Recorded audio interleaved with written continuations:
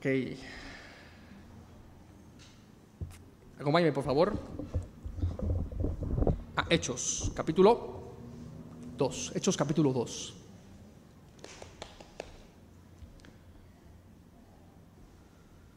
Gran texto tenemos por delante. Entonces te voy a pedir que me acompañes a orar. Que Dios sea con nosotros, que Él nos vaya guiando con este texto, ¿va? Señor, gracias te damos porque podemos cantarte, porque nos das, como orábamos ahorita, la libertad de cantar, porque has inspirado nuestro corazón para eso, para cantar de tu amor, para vivir agradecidos por tu gracia, por tu plan perfecto para nosotros. Y te ruego, Señor, que continúes bendiciendo este tiempo con tu presencia, con tu amor, con tu guía, Señor. Que tu palabra viva, Señor, inyecte en nuestras vidas sentido, propósito, rumbo, poder, amor, gozo.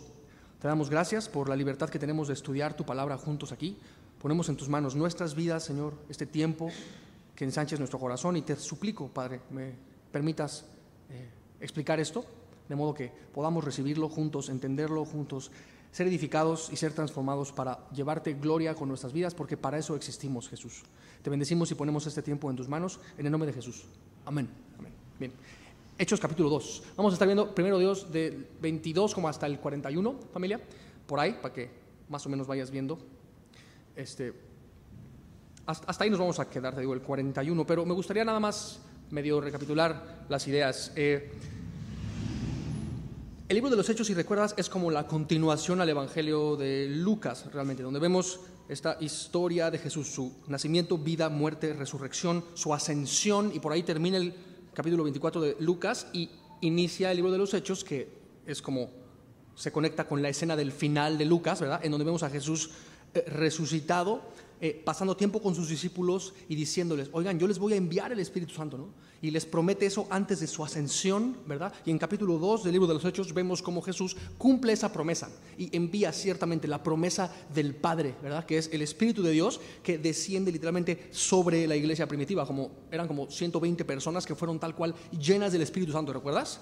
Y empezaron así a hablar en lenguas y todo eso. ¿Esto para qué era? Para ser testigos de quién es Jesús. Eso comenzó la era de la iglesia, si recuerdas. Comenzó lo que es el ministerio del Espíritu Santo a través de la iglesia, y todo esto es un ministerio que continúa hasta nuestros días. La era de la iglesia continúa hasta nuestros días. Y bueno, vimos en capítulo 2, la segunda parte, cómo esta llenura que la iglesia recibió generó algunas como reacciones en las personas que estaban alrededor viendo esa escena, ¿recuerdas? Entonces, algunos reaccionaron como confundidos porque eran como varios cientos de personas alrededor de esta escena, donde se escucha como un estruendo, así bien fuerte, y descienden como estas lenguas como de fuego y empiezan a hablar en diferentes lenguas estas personas y todo eso.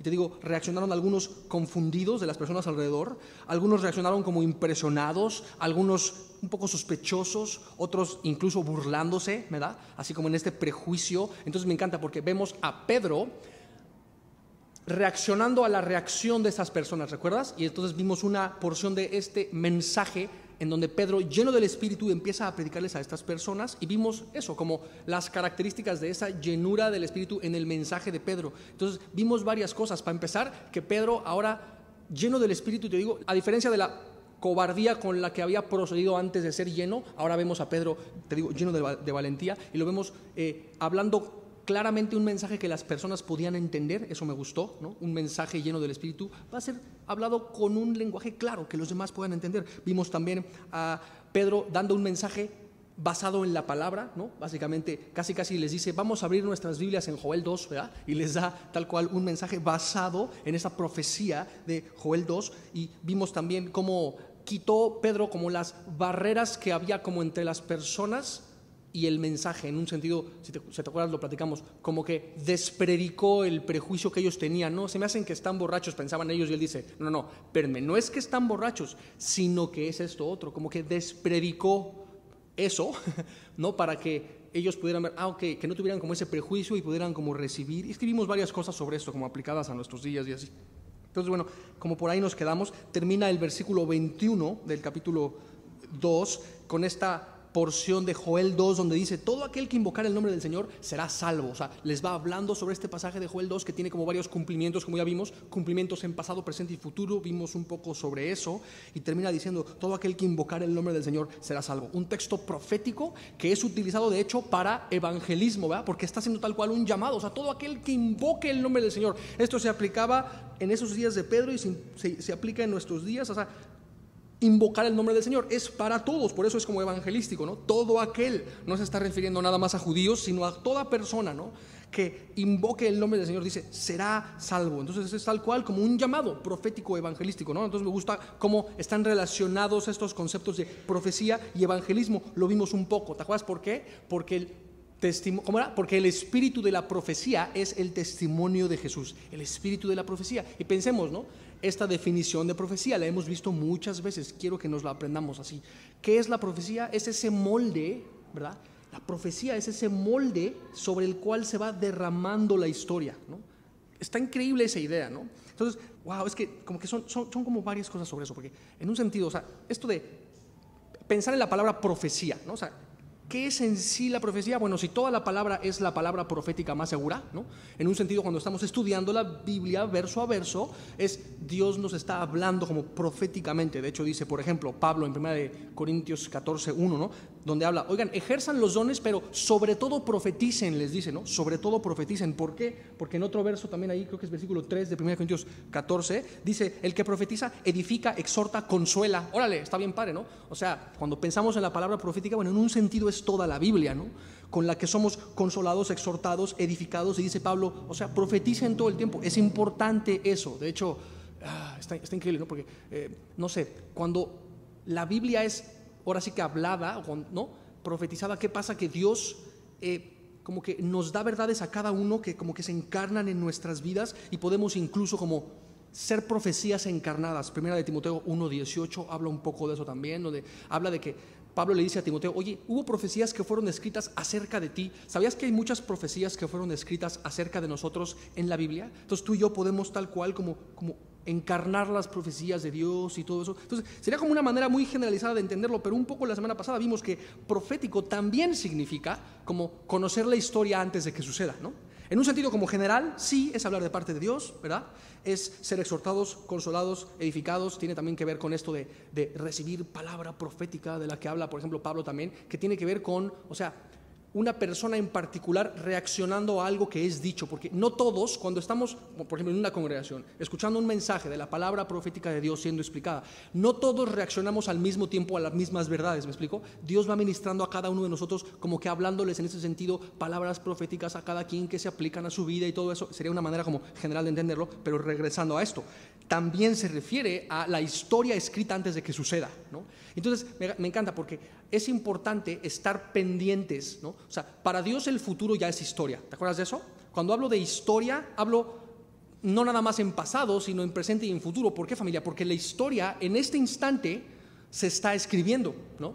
Tal cual. O sea, y para Dios el futuro ya es historia. Me encanta, o sea, pensar en eso. Y al estar tú y yo conscientes de la historia pasada, presente y futura, estamos conscientes de cómo esa historia de la cual estamos al pendiente se está derramando en el molde que es en sí la profecía. ¿Se entiende eso? ¿No? Y el espíritu de la profecía, el espíritu de ese molde sobre el cual se está derramando la historia pasada, presente y futura, el espíritu de esa profecía es nada más y nada menos que el evangelio mismo. Entonces por eso dice, ¿no?, el que invoque el nombre del Señor. O sea, esta idea, ¿no? Entonces, qué importante es, ¿a poco no?, estar conscientes de la historia pasado, presente y futura. Y no me refiero de pronto a la historia esta que nos enseñan, ¿cómo te diré? Tú y yo crecimos, o sea, en las clases de historia, en la secu y todo, nos enseñaban cosas que eran así como que, ay, ¿sabías que, por ejemplo, los niños héroes ni eran niños ni eran héroes?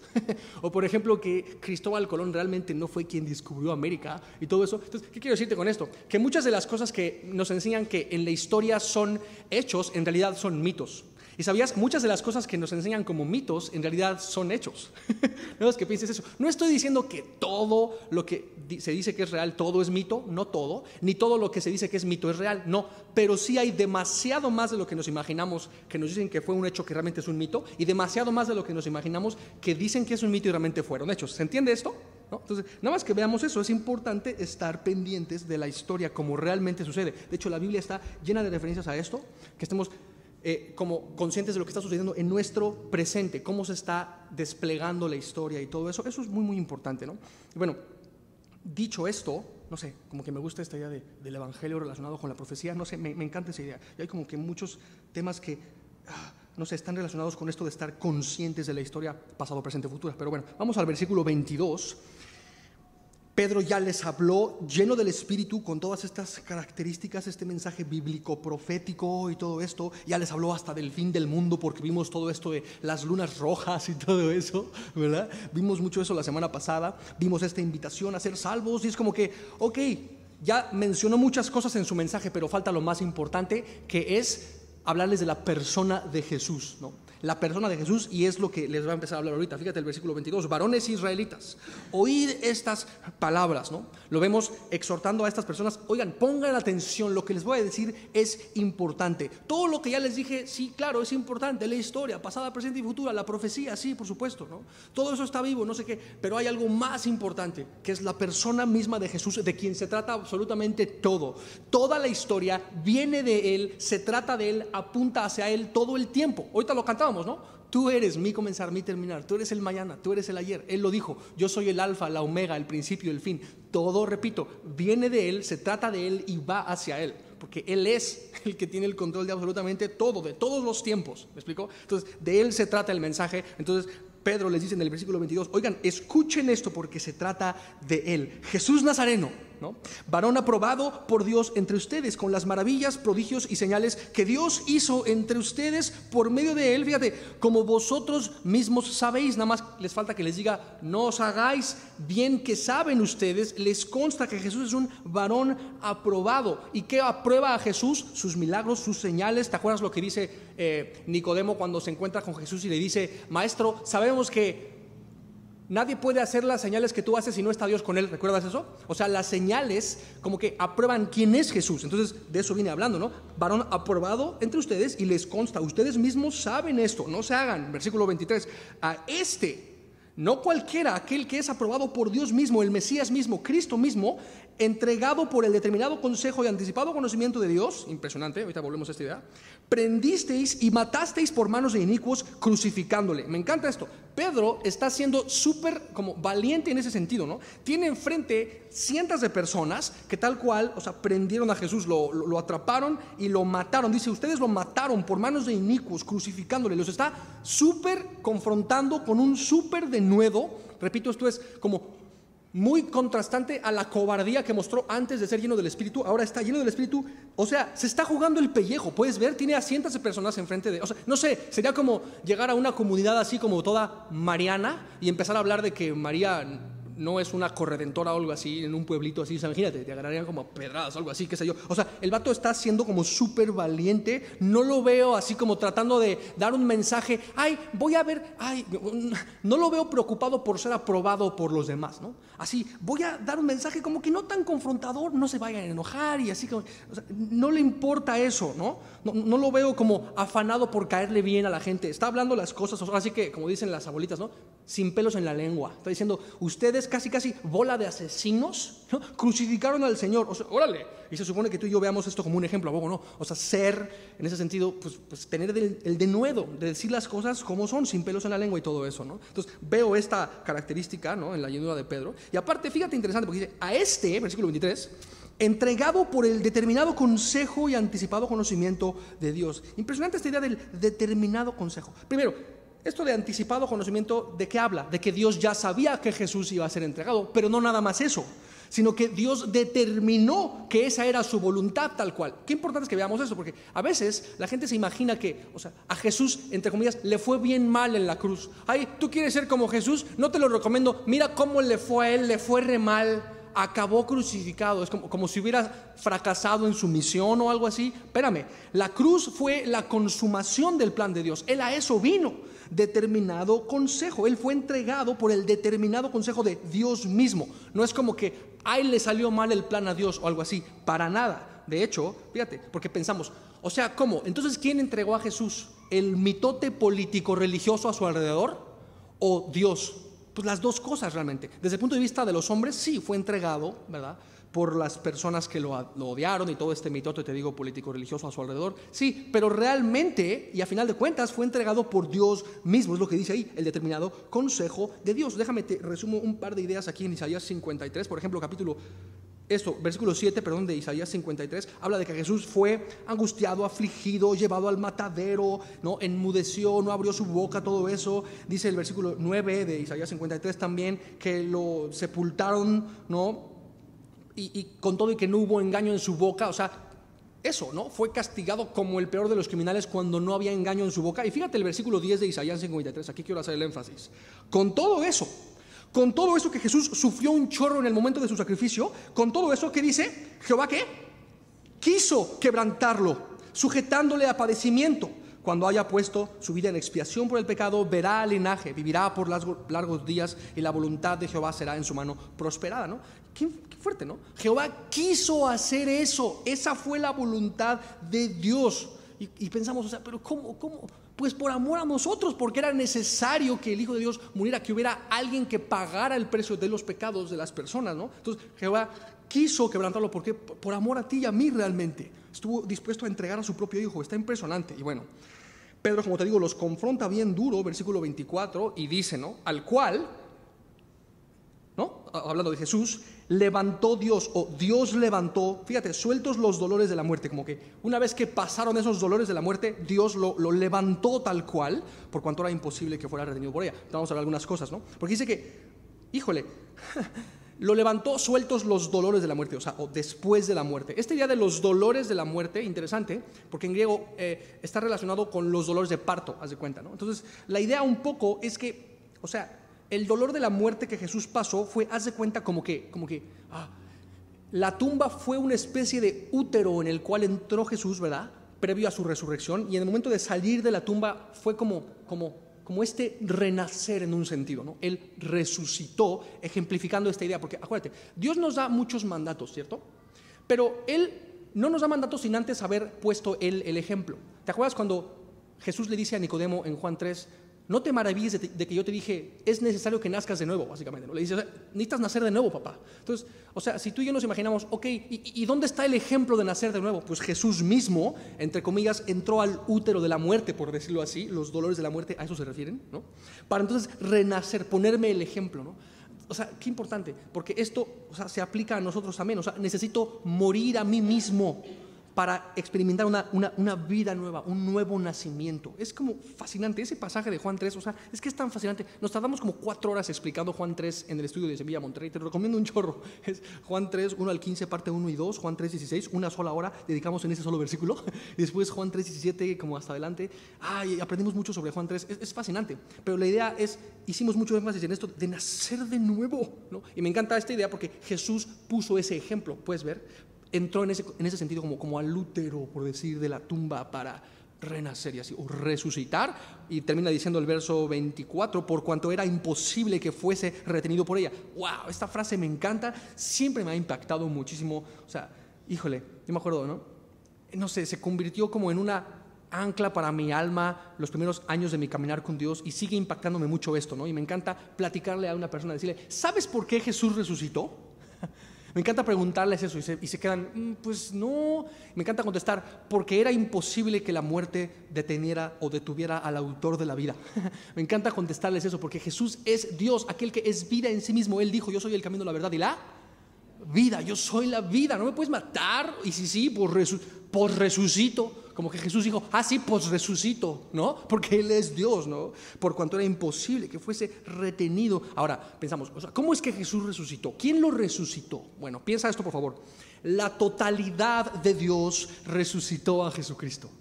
La totalidad de Dios la podemos entender como en la Trinidad de Dios. Padre, Hijo y Espíritu se encargaron de que Jesús resucitara. Déjame te doy algunas referencias. Hechos 3:15, por ejemplo, dice tal cual que Dios resucitó a Jesús. Hechos 2:32, como vamos a estar viendo también, y ya vimos un par de versos atrás. O sea, fue Dios quien resucitó a Jesús, número 1. ¿Qué me dices de el Espíritu mismo resucitando a Jesús? Dice Romanos 1:4. 4 un poco esa misma idea, ¿no? Cuando habla de, según el Espíritu de Santidad, por la resurrección de los muertos. Es decir, el Espíritu de Dios resucitó a Jesús. ¿Y qué me dices de Jesús resucitándose a sí mismo? Esto está en Juan 10:17, cuando Jesús básicamente dice esto, ¿no? O sea, nadie me quita la vida. Más bien, yo pongo mi vida para volverla a tomar. Y Él dice, yo tengo poder para poner mi vida y para volverla a tomar, ¿no? Nadie me la quita, o sea, está impresionante, ¿no? Jesús, tal cual, y no lo puedo entender ni explicar, pero es real. Jesús pudo soplar vida en sí mismo aún después de morir. Es como que, no sé, es como muy extremo esa idea, ¿no? Y dices, es contradictorio. De hecho sí, pero es infalible y es verdadero. Es como la triunidad de Dios, que es igual, inentendible, inexplicable, pero a la vez es infalible, ¿no? No sé, me hizo pensar en este ejemplo del argumento central detrás de toda la física cuántica. Es de hecho una contradicción infalible. Cuando escuché todo el argumento detrás de la física cuántica, y dicho sea de paso, o sea, no existiría el iPhone sin la física cuántica, para que me entiendas, ¿no? Y me encanta porque todo el argumento, hay tanto que hablar sobre ese tema de la física cuántica. La idea es que el argumento central de eso es que es una contradicción infalible. Nunca falla, pero al mismo tiempo es imposible de entender. Es como, lo que pasa ahí, ¿no? Entonces me encanta porque eso como que refleja el Evangelio, ¿no? Que es tal cual, imposible de entender. O sea, como muerto sopló vida. Es como que, sí, es verdad.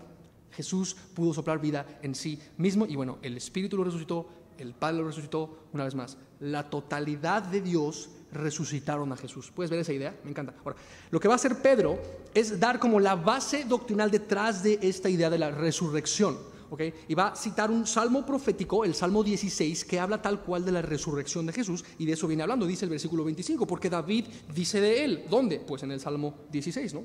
Veía al Señor siempre delante de mí, porque está a mi diestra, no seré conmovido, por lo cual mi corazón se alegró y se goza mi lengua, y aún mi carne descansará en esperanza. Fíjate, porque no dejarás mi alma en el Hades, ni permitirás que tu santo vea corrupción. Esto es, no sé, es clara la idea, ¿no? No permitirás que mi alma se quede en el Hades. O sea, es como que un poco David hablando, pero más bien es como Jesús hablando a través de David, y después David como que regresa y dice, no permitirás que tu santo vea corrupción. O sea, claramente está hablando de la resurrección del Mesías, ¿no? Que tal cual se levantaría después de la muerte, ¿no? Y bueno, dice el versículo 28, me hiciste conocer los caminos de la vida, no los de la canción de los caminos, esos son otros.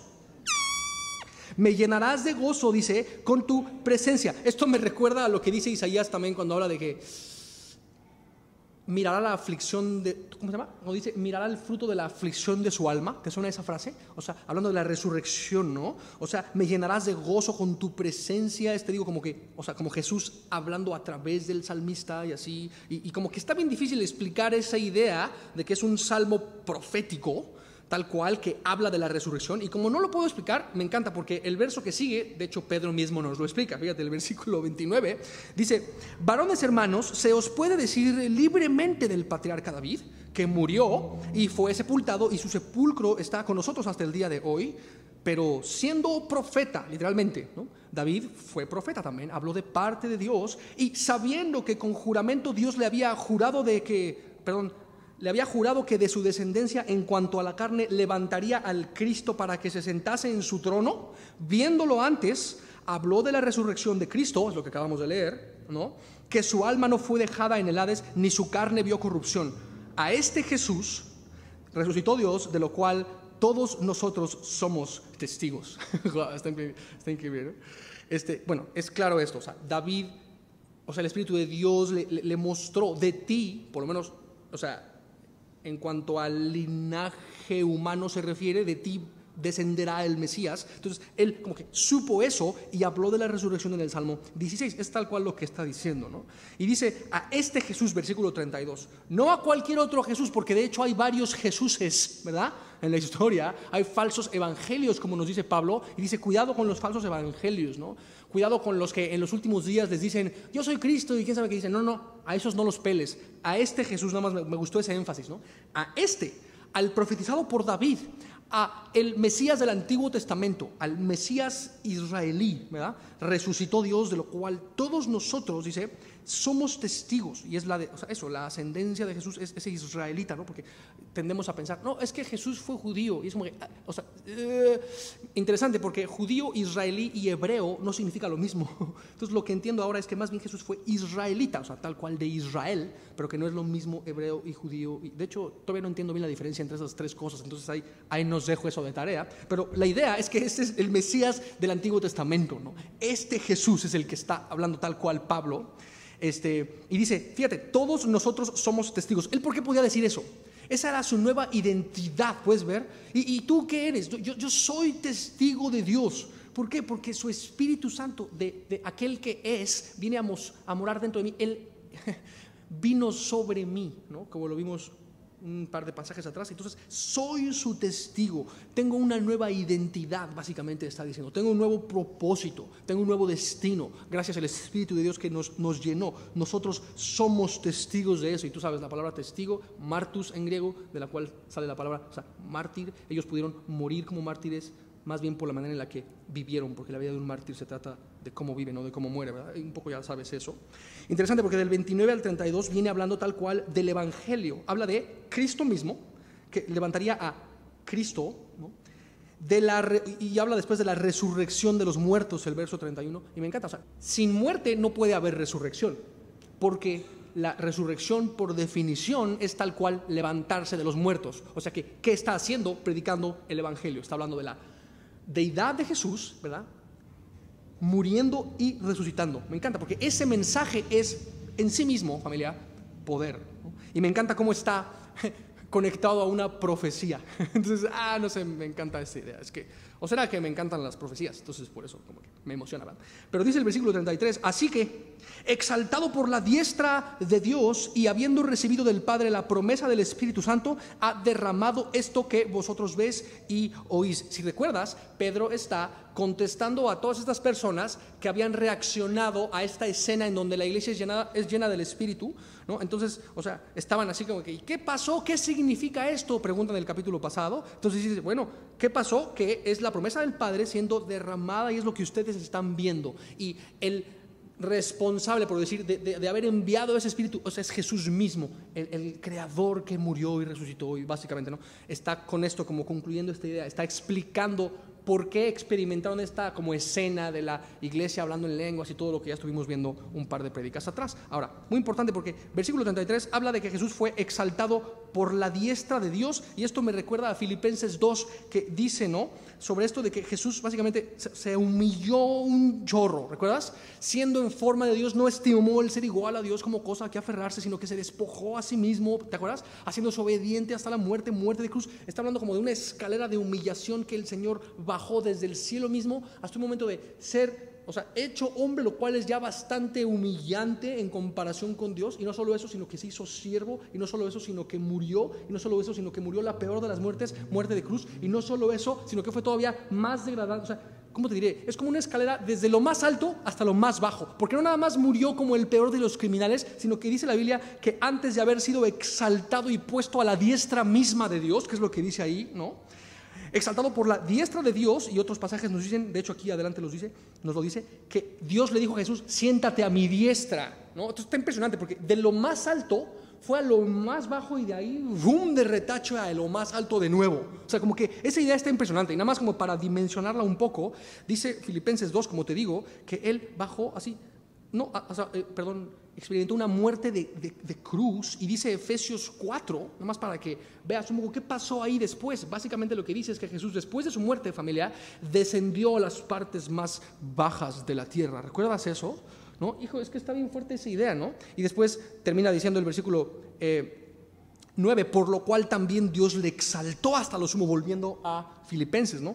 Después de bajar hasta allá, hasta las partes más bajas de la tierra, a los infiernos mismos, fue Jesús tal cual después de su muerte, y eso tiene implicaciones, tú lo sabes, en Isaías 61 explicamos eso con bastante claridad, y después él, ¡fum!, regresa, ¿no? Y dice ahí, por lo cual también Dios le exaltó, ¿hasta dónde, familia? ¿Hasta dónde? Hasta lo sumo, y le dio un nombre que es sobre todo nombre, para que en el nombre de Jesús se doble toda rodilla de los que están en los cielos y en la tierra y debajo de la tierra, ¿no? y toda lengua confiese que Jesucristo es el Señor para gloria de Dios Padre, ¿no? Órale, está impresionante, ¿no? Que todos le exaltarán, todos los... Fíjate, ahí dice, ¿no? Se doble toda rodilla de los que están en los cielos, ¿no? Hablando, no sé, yo creo de ángeles o personas que ya están en la presencia de Dios, qué sé yo, en la tierra, es decir, todas las personas como que al nivel de nosotros, ¿no? Donde estamos ahorita, y dice que debajo de la tierra, ¿y esos quiénes serán? No, pues quién sabe, ¿no? Bueno, yo lo relacionaría con el Salmo 74:20, puedes checarlo de tarea, y si tienes dudas sobre eso, nomás busca en Google Dulce Nuevo México, probablemente te surjan algunas respuestas, inquietudes por ahí. Creo que esas ideas que te dije hayan su explicación, ¿no? Acá con esto de los que están debajo de la tierra. No sé si se está refiriendo necesariamente a seres humanos, quizás son entidades no humanas, de hecho probablemente, porque Judas 1:6 también habla un poco de eso. Anótalos como en tu mente, para que los puedas checar también en casa y puedan quizá, no sé, como que inquietarte en algunos temas, qué sé yo. Judas 1:6 parece estar haciendo sentido o referencia a eso. Debajo de la tierra, te digo, no necesariamente son humanos. Apocalipsis, te lo soplo rapidísimo, 9, por ejemplo, 2-10, habla básicamente del pozo del abismo, ¿no? De donde salen tal cual langostas, que son como parecidas a caballos de guerra con coronas de oro y caras humanas y cabello de mujer y dientes como de leones y corazas de hierro y alas que hacen un gran estruendo y cola de escorpión y aguijones. Y eso como que, ¿what? ¿Qué es eso? Pues es lo mismo que yo me pregunto, no sé, está bien denso y son entidades bien bizarras que salen de la boca del abismo y todo eso. Entonces, bueno, está relacionado con todo eso. Entidades humanas y no humanas que van, a final de cuentas, a exaltar a Jesucristo porque Él fue desde lo más alto a lo más bajo y después de regreso. ¿Se entiende la idea? ¡Wow! Está como bien extremo, ¿no? Dice la Biblia que Él, tal cual o literal, traspasó los cielos, ¿no? Y se sentó a la diestra de Dios y todo eso. Es un poco lo vamos a ver ahorita. Versículo 34, perdón. Lo que va a hacer Pedro es citar, de hecho, otro texto. Ya citó Joel 2, ¿recuerdas? Un texto súper profético, ¿no? Que habla de la historia pasada, presente y futura, todo eso, súper evangelístico.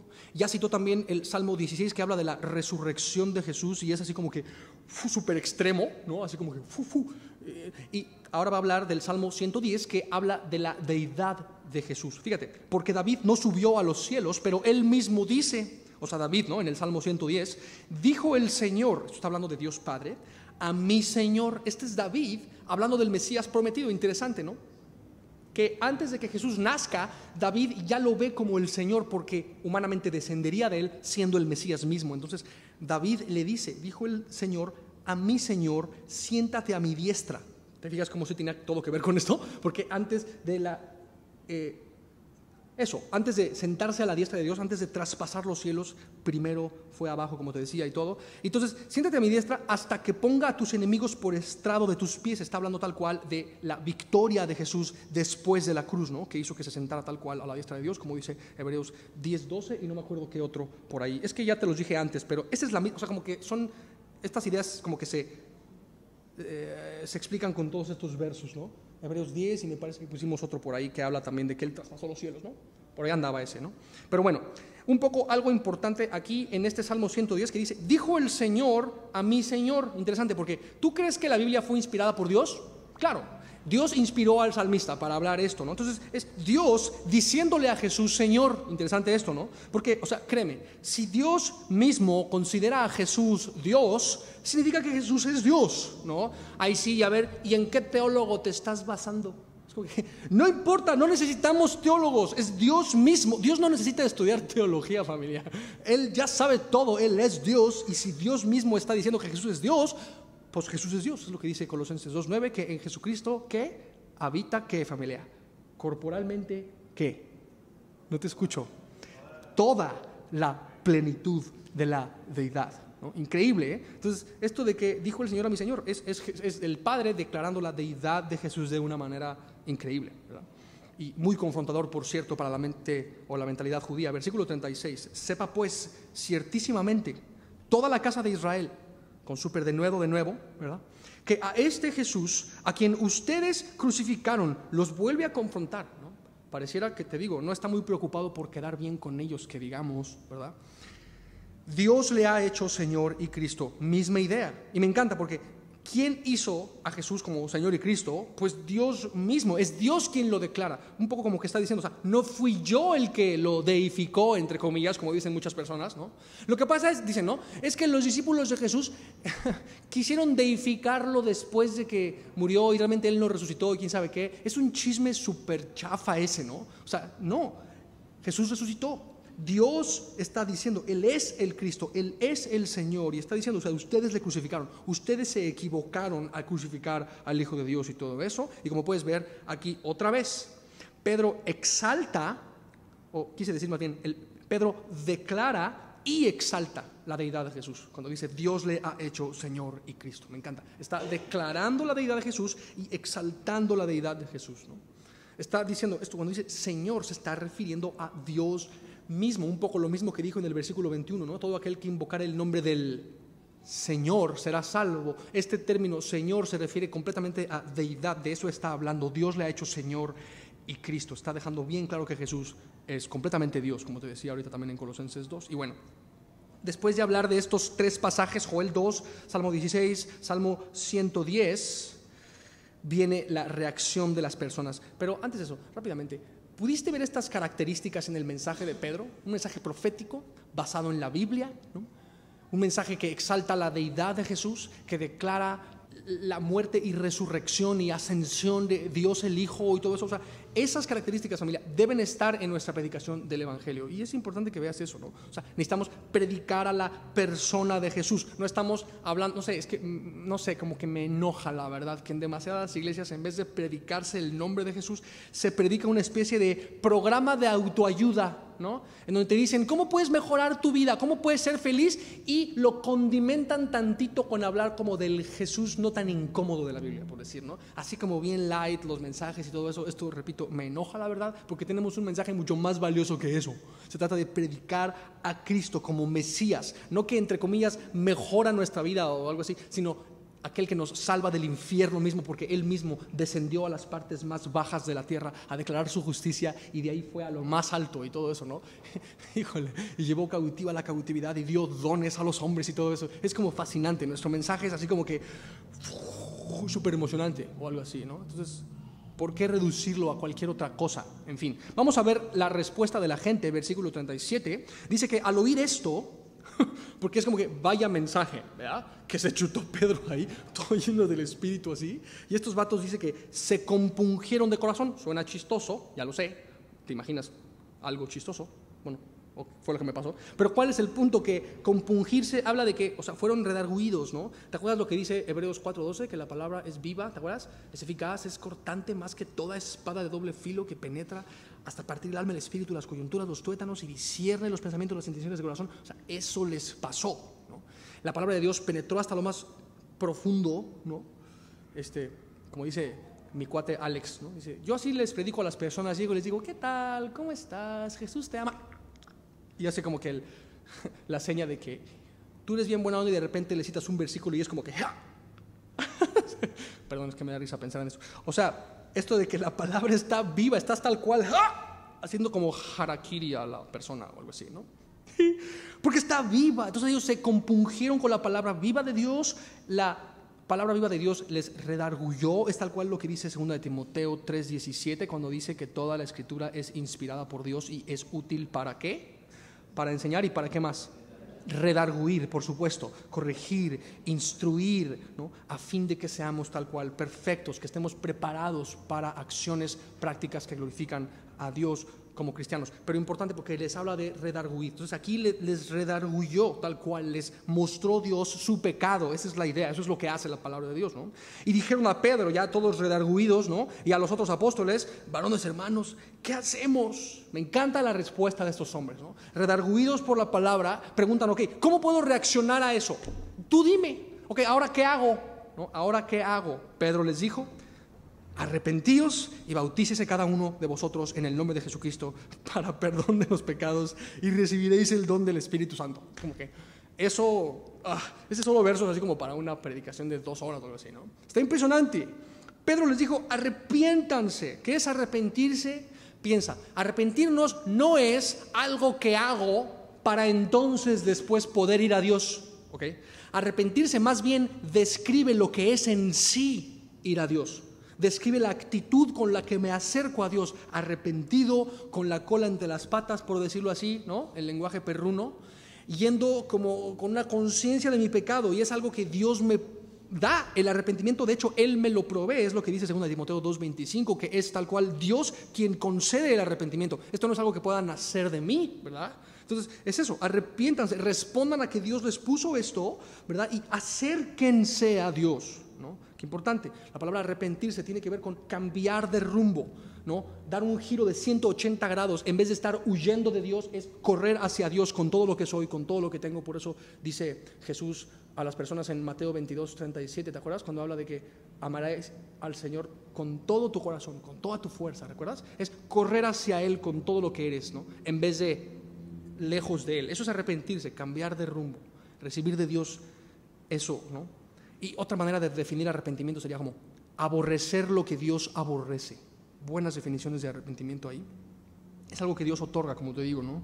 Y bueno, ¿qué más les dice? Arrepiéntanse, cambien de rumbo, ¿no? Aborrezcan lo que Dios aborrece. Y bautícese cada uno de ustedes en el nombre de Jesucristo. Órale, ¿esto qué significa? Pues literalmente, o sea, sumergirse en agua como un símbolo de que nacimos de nuevo, de que nos identificamos con la muerte de Jesús, porque el bautismo, tú sabes, significa ser inmersos, sumergidos en agua, que representa como nuestra muerte, como cuando somos sepultados y al mismo tiempo como sumergidos en el Espíritu de Dios, que es representado por el agua, para una vida nueva, como que eso representa. Pero ojo, porque no hay como poder en sí en el bautismo, ¿no? No es como que en las películas, ¿no? Esa agua es agua bendita, y si la agarras y se la echas en la cara a un vampiro, es como que ¡ah! No sé qué. O sea, no es eso, que es simplemente agua y ya, ¿no? Pero o sea, no hay, otra vez, no hay poder en un bautizo. El poder está en la verdad que el bautizo representa. Puedes ver que tiene todo que ver con literalmente morir y resucitar para una nueva vida. Entonces le está diciendo, bautícese cada uno. Entonces, qué importante, porque si un bautizo físico representa un bautismo espiritual, el bautizo físico realmente no es un requisito para la salvación, ¿ok? Eso es importante. Pero eso no significa que no sea un mandato, ¿okay? Entonces pensemos en esta definición. Es difícil un poco de balancear, pero es verdad. O sea, el bautismo, familia, no es un requisito para la salvación, como muchas gentes lo enseñan. Y dicen, si tú no te bautizas en agua, no puedes ser salvo. Es como que, ¿de qué hablas? Y si eso fuera verdad, entonces, ¿qué onda con esa escena en donde Jesús le dice a este hombre, de cierto te digo que hoy mismo estarás conmigo en el paraíso, ¿recuerdas? No le dice, de cierto te digo que a menos que te bajes de la cruz a ver cómo y te bautices, entonces quizá puedes ir al cielo. No le dijo eso, ¿verdad? O sea que el bautismo en agua no es un requisito, pero sí es un mandato, porque aquí está Pedro lleno del Espíritu diciendo, o sea, es un mandato de parte de Jesús que, repito, representa una verdad como súper poderosa, y lo que es más importante de todo es ser bautizado en el Espíritu, ser bautizado, ¿sí me explicó? ¿No? Eso, espiritualmente, lo cual va a ser reflejado con un bautismo como en agua, que representa externamente lo que sucedió internamente en mi corazón para testimonio de los que están a mi alrededor. Eso significa bautizarse.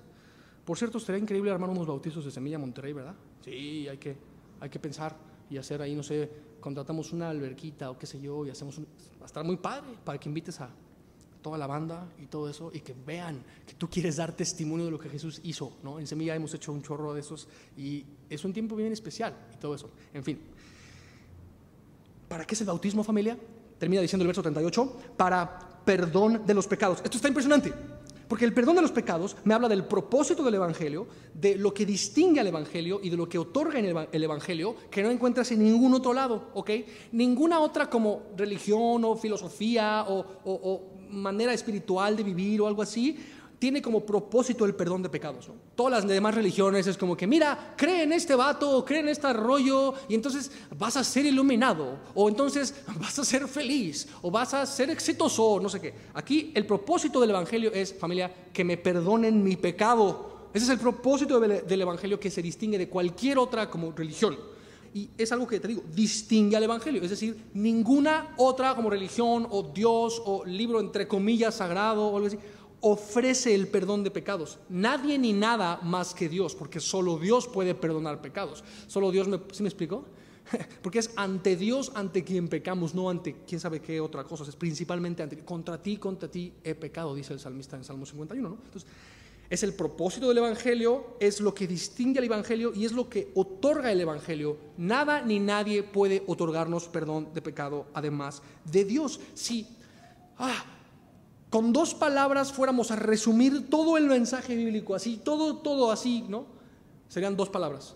Dios perdona. De eso se trata. El Evangelio en 2 palabras, familia, es ese anuncio, esa realidad de que Dios ciertamente perdona, solo Dios perdona, nadie perdona aparte de Dios y necesito desesperadamente el perdón, ¿se entiende? O sea, el Evangelio se resume en esas 2 ideas. Dios perdona, hay poder en esa idea, o sea, es como que, de eso se trata todo. Podríamos hacer todo un mensaje sobre el perdón de Dios, y es como que está increíble esta idea, es el propósito de todo, el perdón. ¿Y qué más? Y recibiréis el don del Espíritu Santo. Es que esto está increíble también, porque me habla de un regalo que al mismo tiempo es como una garantía. Es un regalo. Piensa el regalo que Dios está entregando. Y si el Espíritu de Dios es Dios mismo, el regalo de Dios es Él mismo dentro de nosotros. ¿Qué puede haber mejor que eso? ¿Más poderoso que eso? ¿Más valioso que eso, familia? Absolutamente nada. El don del Espíritu Santo, que es Dios mismo regalándose a sí mismo dentro de ti, es como que, ¿what? No, está impresionante. El don del Espíritu Santo, y es lo que dice tal cual Romanos 5, que el amor de Dios fue derramado en nosotros por el Espíritu Santo que nos fue vendido, ¿no? Ofrecido con condiciones, ¿no? Con caducidad, y si te portas mal te lo quito. No, nos fue dado en pasado participio ad oído 2:8. Ya sucedió, tienes al Espíritu, que no nada más es un regalo maravilloso y valiosísimo más que cualquier otra cosa, sino que es la garantía de la resurrección. De eso habla Efesios 1, básicamente dice que fuimos sellados por el Espíritu, que es las arras, dice el verso 14, es las arras de nuestra herencia. Dice que Él ya nos adquirió, ya fuimos adquiridos para su gloria, ¿no? Hasta la redención de la posesión adquirida. O sea, la posesión adquirida somos nosotros. Él nos posee y nos selló con su Espíritu hasta el momento de la resurrección. Nada más que veas esta idea. No pusimos la diapositiva porque ya serían demasiados datos ahí, pero 2 Corintios 5 básicamente habla de la certeza de la resurrección. Por favor, anótale por ahí, 2 Corintios 5, 1 al 5. Habla de la certeza de la resurrección. Pablo está completamente seguro, un día voy a resucitar. De eso habla todo ese pasaje. Y dice, el que nos hizo para esto mismo, es decir, para estar seguro de que un día voy a resucitar, es Dios que me ha dado las arras, que es la garantía en sí mismo de que un día resucitaré. Piensa eso.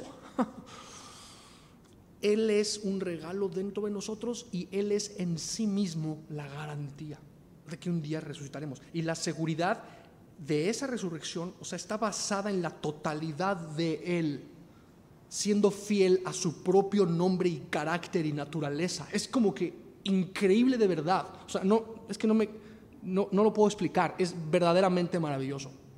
¿Okay? Que Él nos dio las arras, recibiréis el don del Espíritu Santo. Termina diciendo versículo 39.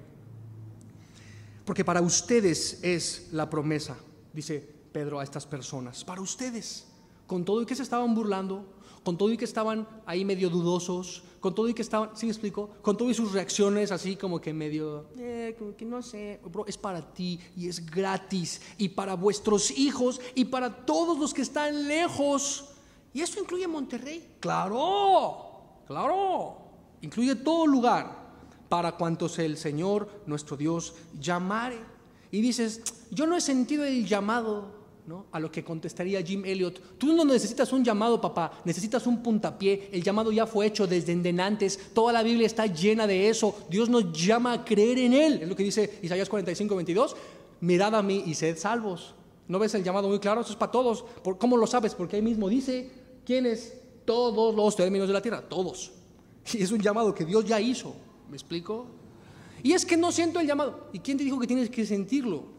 La fe no se basa en lo que sientes o dejas de sentir, sino en la realidad de lo que Dios dijo y Él es. Él ya nos llamó a todos. Está increíble, ¿cierto? A recibir esta promesa del Espíritu gratuita. Está increíble. En todo momento. Y el refil es gratis, no como el chesco de Costco que... no, ese también es gratis, pero bueno, ese hace daño y el Espíritu no. Sí se entiende, ¿no? En fin, perdón. Y vamos a ver el final, versículo 40. Y con otras muchas palabras testificaba y les exhortaba O sea que si yo me tardo en predicar, pues también se tardaba Pedro, ¿no? Porque ahí dice que con muchas palabras testificaba, les exhortaba. Esto de exhortar suena como a, y se los ponía como chancla y los regañaba. Sí, refería a eso, pero también habla de animar. Exhortar no nada más es confrontar, es también animar. Los exhortaba, los animaba, les inspiraba con sus palabras, aparte de hablarles como fuerte, ¿no? Las dos cosas, diciendo, oigan, sean salvos de esta perversa generación. No les dijo, actúen como salvos, ¿verdad? ¿Qué les dijo? Sed salvos. Esto es una cuestión de identidad, y la identidad nueva se recibe gratis cuando recibes a aquel que es. Dios es salvación, y cuando yo le recibo y me identifico con Él, yo puedo ser salvo, porque el que es salvación define quién soy. Es maravilloso verdaderamente. Sed salvos de esta perversa generación, y vaya que es perversa, tan perversa que cree que no es perversa. Versículo 41. Así que los que recibieron su palabra fueron bautizados, ¿no? Como lo que vimos, ¿no? Hablando de bautizo primeramente espiritual, por supuesto, y eso se refleja en un bautismo en agua, pero bueno, los que recibieron su palabra fueron bautizados, y se añadieron aquel día como 3,000, aquí nos quedaremos, pero esto de que fueron bautizados, o sea, casi puedo leer, los que recibieron su palabra fueron bautizados, y los que no, pues no, ¿verdad? Porque dice que fueron bautizados los que recibieron su palabra, eso implica que los que no, pues no, básicamente, ¿no? Entonces, qué importante, porque en nuestra cultura pasa mucho que la gente bautiza a un niño, por ejemplo, sin que el niño haya recibido la palabra. Y hay toda una tradición religiosa al respecto de eso, ¿no? Ahí va la gente y voy a bautizar a mi hijo y no sé, y ya recibió la palabra, pues no sé, pero le voy a echar una agüita y no sé, o sea, no es realmente, no hay poder, ya lo vimos, en el bautizo no hay poder, nomás le van a echar agüita y se va a aburrir. Mira, si lo que quieres es que le echen agüita y se salpique y tenga un chapuzón o algo así, mejor llévalo al balneario, se la va a pasar mucho mejor que si lo llevas ahí a un lugar todo aburrido que le echen agua, o sea, no tiene caso, ¿ok? Porque es importante para ser bautizado, primero haber sido bautizado en espíritu, ¿cierto? Y antes de ser bautizado en espíritu, familia, ¿qué tuvo que haber pasado antes? Tuve que haber recibido la palabra. ¿Hace sentido esto? Qué importante, ¿verdad? Pues que hay en nuestra cultura, o sea, no leemos la Biblia, ¿verdad? Se nos hace fácil pensar que si le echo agüita a mi hijo, ya con eso ya se va a ir al cielo. La verdad no, está bien feo eso. Te digo, mejor llévalo a un balneario o algo más divertido. Y bueno, yo sé que tú ya entiendes esto, pero no sabemos quién va a escuchar esta grabación y quizá no sabe estas cosas, y es importante que lo sepa. Los que recibieron su palabra fueron bautizados y se añadieron, me encanta, se añadieron. Habla de gente que tomó la decisión de decir, ok, voy a añadirme a esto. No dice que los manipularon para que se añadieran, ¿verdad? Sino que se añadieron, ellos decidieron hacerlo, ¿verdad? Y de hecho más adelante vemos que quien los añadió fue Dios mismo, dice versículo, me parece que es el 40 y tantos, no importa, lo vamos a ver la próxima. Dice que el Señor añadía día a día, el Señor añadía día a día los que habían de ser salvos, ¿no? Es el Señor quien añade, ¿no? Entonces ellos se añadieron libremente, sin manipulación, sin coerción, sin sentimiento de culpa. Se añadieron porque quisieron, porque Dios puso en ellos el querer como el hacer por su buena voluntad, como dice Filipenses 2:13. Es maravilloso. Y dice que se añadieron aquel día como 3,000. Esos son un chorro. Semilla México, por ejemplo, las dos reuniones, si los juntaras a todos en una sola, serían más o menos como 3,000. O sea, yo me pongo, nada más lo visualizo así y digo, son un chorro. O sea, 3,000 personas son un chorro. Con un solo llamado, ¡pum! Así, 3,000 vatos agarraron la onda y dijeron, yo quiero ser cristiano. O sea, ¡wow! Está impresionante, ¿no? Gran comienzo de la era de la iglesia, el primer mensaje súper fructífero ahí, Pedro bien pilas y todo eso, la gente respondiendo, maravilloso, y esto es para ti, para mí, hoy. Y bueno, a partir del próximo verso, que es el 42 al 48, vamos a estar viendo de hecho el modelo de la iglesia primitiva. Para nosotros no era una iglesia perfecta, ¿no? Pero sí era una iglesia modelo en muchos sentidos, y es de hecho toda nuestra manera, nuestra filosofía de ser y hacer iglesia aquí en Semilla Monterrey y en todas las semillas de mostaza y en todo el movimiento Calvary Chapel, que es al cual pertenecemos, tiene todo que ver con ese modelo puesto para nosotros en la Biblia en Hechos 2, 42 al 48. Estudiamos algunos de estos preceptos en la serie de distintivos, ¿no?, de Semilla de Mostaza, pero vamos a estar viendo del 42 al 48 varios preceptos muy, muy valiosos en cuanto a ese modelo. Entonces, aquí nos vamos a quedar. ¿Por qué no oramos? Ponemos este tiempo en manos de nuestro Señor. Oremos, familia. Y Padre hermoso, te damos gracias por este texto. Hay tanto que aprender, Señor. Es emocionante solo ir verso a verso, descubrir todo lo que tienes para nosotros. Gracias por este poderoso ejemplo de la predicación de tu evangelio, Señor, a la luz de la profecía, a la luz de la historia pasada, presente y futura. Gracias porque este mensaje nos recordó la realidad de que tú resucitaste, nos recordó la realidad de que tú eres Dios, nos recordó la realidad de que todo, Jesús, se trata de ti y de que necesitamos arrepentirnos, responder públicamente a lo que sucedió en nosotros internamente. Te rogamos nos des de nuevo, Señor, para anunciarte sin temor a lo que piensen los demás. Te ruego, Padre, que tú redargullas nuestro corazón, si es que hay algo que necesitamos poner en tus manos, Señor, y que la realidad de que tú eres el autor de la vida que murió y resucitó por amor, que eso nos inspire, Señor, a ser eso, redargüidos y a responder arrepentidos a la realidad de lo que tú tienes para nosotros, que es esa promesa del Espíritu Santo, Señor. Gracias porque tú descendiste hasta lo más bajo y ascendiste y fuiste exaltado hasta lo más alto. Y todo para que nosotros hoy en este lugar podamos por la sola fe y gratuitamente recibir el regalo de la vida eterna y ser llenos de tu Espíritu. Te rogamos, Señor, por último, que si hay alguien escuchando esta grabación aquí, o este mensaje aquí, o en grabación, ya sea en video o en audio, que aún no ha nacido de nuevo, te rogamos juntos en este momento que tú salves a esa persona, que pueda morir a sí mismo, morir a sí misma, ser sepultado espiritualmente contigo y sumergido en tu espíritu, sumergida en tu espíritu, para que pueda renacer después de experimentar esa muerte en el útero de su propia muerte, por decir así, porque tú hiciste eso para ejemplificarnos esto, Señor.